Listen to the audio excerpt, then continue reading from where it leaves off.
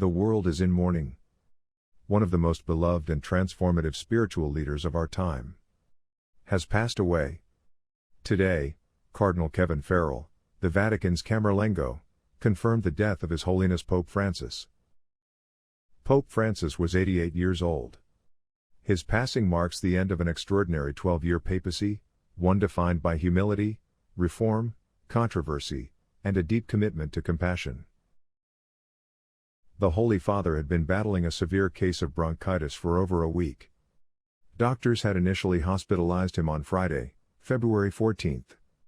But what appeared to be a manageable illness quickly evolved into something more serious. After a series of tests, Pope Francis was diagnosed with double pneumonia, an infection that drastically compromised his ability to breathe and absorb oxygen. His doctors adjusted his treatment plan, describing the case as a complex clinical situation. On Saturday evening, the Vatican released a critical update. The Pope had suffered a prolonged respiratory crisis. His condition had worsened. He was undergoing blood transfusions, and blood tests revealed thrombocytopenia, an alarming drop in blood platelets, accompanied by anemia. Behind closed doors, concern was mounting. Born Jorge Mario Bergoglio in Buenos Aires, Argentina, Francis was the first pope from the Americas, and the first Jesuit to lead the Roman Catholic Church. His journey to the papacy was anything but conventional. He once worked as a nightclub bouncer in Buenos Aires. He nearly died of pneumonia in 1958, an illness that led him to a spiritual awakening. And eventually, to priesthood.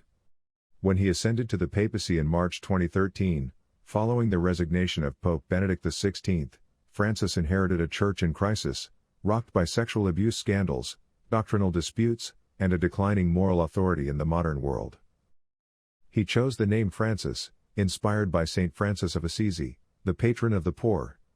And like his namesake, he sought to rebuild the church, not with power, but with service.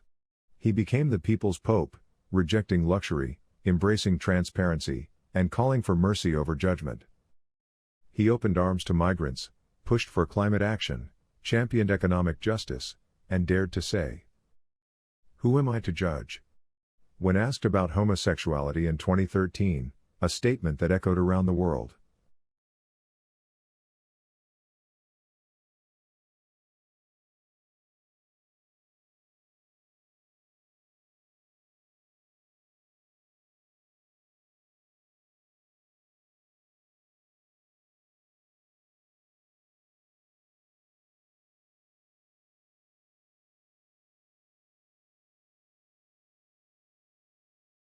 The world's 1.4 billion Catholics are now plunged into collective mourning. Flags at the Vatican fly at half-mast. Churches across continents toll their bells in remembrance. In his final public message, posted just days ago, Pope Francis wrote from his hospital bed. Rest is also part of the therapy. I sincerely thank the doctors and health workers for their dedication. I have received many messages of affection. I have been particularly touched by the drawings and letters from children. Thank you for your closeness. I entrust you all to the intercession of Mary. Pray for me. Despite his critical condition, Francis remained alert and aware. Doctors say he was seated upright in an armchair when his health took a final, irreversible decline. World leaders are reacting swiftly.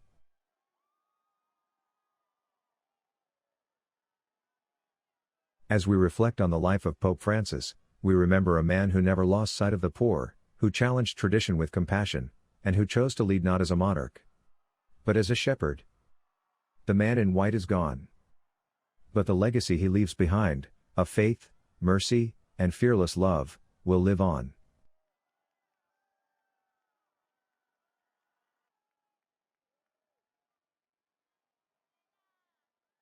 It was a quiet Sunday afternoon, and the world didn't know it would be the last time Pope Francis would be seen in public. Just days before his passing, the 88-year-old pontiff appeared from his hospital room at Rome's Gemelli Hospital. He was seated in an armchair, visibly frail but conscious, offering what would become his final words to the faithful. He couldn't deliver the traditional Angelus prayer from the window of the Apostolic Palace. But he made sure his voice, even if only through written words, reached those who needed it most. Rest is also part of the therapy, he wrote. I sincerely thank the doctors and health workers for their dedication. I entrust you all to Mary. And I ask you to pray for me. Despite his declining health, Pope Francis remained alert. Those close to him said he was moved to tears by drawings from children and letters from the faithful pouring in from across the globe. He was too weak to lead Mass. His scheduled appearance at Rome's Cinecittà Film Studios was cancelled. Yet even in silence, his message rang clear: humility, gratitude, and faith. And with that final note of devotion, the people's Pope quietly said goodbye. Buona Pasqua.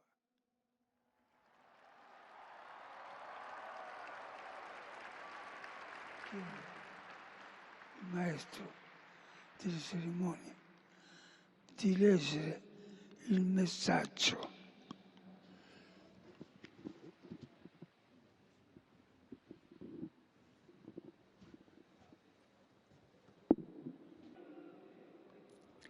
Sono vicino alle sofferenze dei cristiani in Palestina e in Israele, così come a tutto il popolo israeliano e a tutto il popolo palestinese.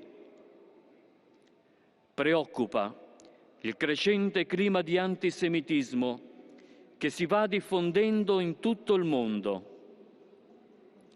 In pari tempo il mio pensiero va alla popolazione e in modo particolare alla comunità cristiana di Gaza, dove il terribile conflitto continua a generare morte e distruzione e a provocare una drammatica e ignobile situazione umanitaria. La nostra speranza conceda pace e conforto alle popolazioni africane, vittime di violenze.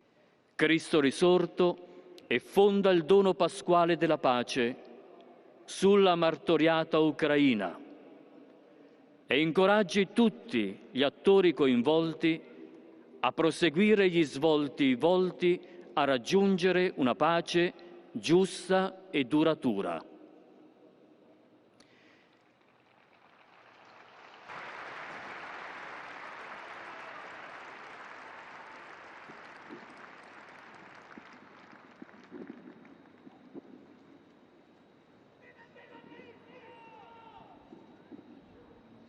Perché conservi a lungo il Papa a guida della Chiesa e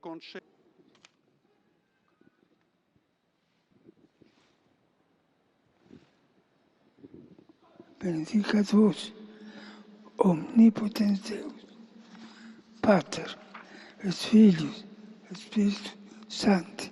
Amen.